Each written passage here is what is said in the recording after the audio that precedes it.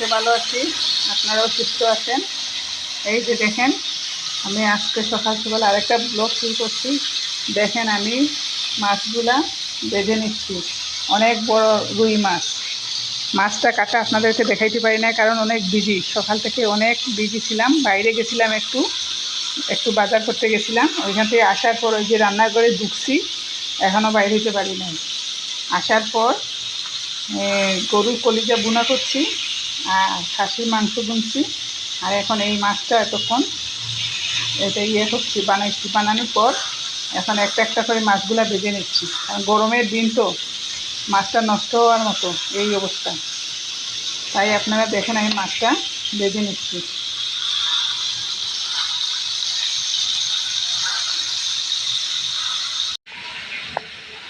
Guys, বাইরে দেখেন অনেক রোদ, মানে এত গরম বলার মতো না। আপনারা কে কোন জায়গায় আছেন কমেন্ট করে জানাবেন, কারণ আমাদের এইখানে এত গরম, বুঝছেন। সকাল থেকে মানে প্রচণ্ড রোদ উঠেছে। এখন একটু মানে ওই বিল্ডিংয়ের জন্য রোদটা দেখা যাচ্ছে না, তাই না হলে আপনারা বুঝতে পারছেন কী অবস্থার মধ্যে আছে। বাসার মধ্যে থাকার মতো না, অনেক গরম, অনেক গরম। গাইস গাইস এই দেখেন আমি বাজার থেকে শসা নিয়ে আসছি। এই দেখেন শসা আনছি। তারপরে এই দেখেন ধনেপাতা, এই যে। তারপরে এই দেখেন ধনেপাতা, অনেকগুলো ধনেপাতা নিয়ে আসছি। এই দেখেন। তারপরে এই দেখেন পটলে নিয়ে আসছি। তার আসেন দেখেন, এই যে লাউ একটা নিয়ে আসছে, বুঝছেন। এত দাম সবজি, এইটার দাম, এই ছোট্ট লাউ এটার দাম হয়ে গেছে 50 টাকা, বুঝছেন। এখন আমরা কিভাবে চলবো, কিভাবে খাবো, মানে সবজি টবজি এগুলোর দাম অনেক। দেখেন আমি মাছগুলো ভেজে নিচ্ছি একটা একটা করে। এই যে গাইস, সবজির দাম এত বেশি, বুঝছেন, বলে বোঝাতে পারবো না। কারণ আমাদের মতো যারা মধ্যবিত্ত ফ্যামিলি আছে, ওরা কিভাবে চলবে, সবজি টবজি এগুলোর এত দাম, বুঝছেন। আর আমাদের থেকে যারা একটু নিচু আছে, ওদের কী অবস্থা হবে।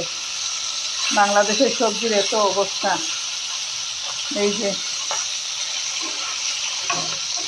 এই যে গাইস দেখেন।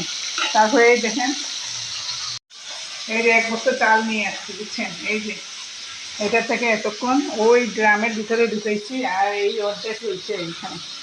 গাইস এই দেখেন আমি এতক্ষণ মাছ ভাজা করলাম, এগুলো শেষ করছি। শেষ করে এখন চুলাটা মুছে নিচ্ছি, কারণ এত গরম, বুঝছেন। এখন গিয়ে গোসল টুসল করবো, নামাজ টামাজ করবো, আরও কত কাজ টাজ আছে বাকি। এই দেখেন গাইস, কত কষ্ট করে ব্লগ বানাই আপনারা দেখার জন্য, কিন্তু তারপরে যদি আপনারা সাপোর্ট না করেন, তাহলে গাইস বলেন আমরা কই যাইব। গাইস এই দেখেন আমি মাছ ভাজা করছি। আমার মাছ ভাজিটা হয়ে গেছে। এই দেখেন অর্ধেক মাছ ভাজা, আর এই দেখেন অর্ধেক।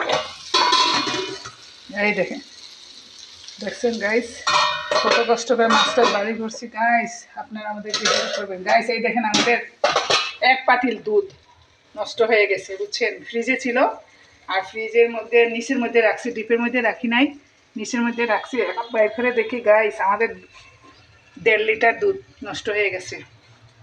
দেখছেন গাইস কি অবস্থা, কি গরম, গরমের মধ্যে থাকা যাচ্ছে না বাসার মধ্যে। গাইস আমাদের জন্য দোয়া করবেন, আমরা যেন ভালো থাকি, আপনারাও ভালো থাকেন, সুস্থ থাকেন, আমাদের সাথে থাকেন। আর বেশি বেশি করে লাইক, কমেন্ট, সাবস্ক্রাইব করবেন, আমাদের জন্য দোয়া করবেন। আল্লাহ হাফেজ।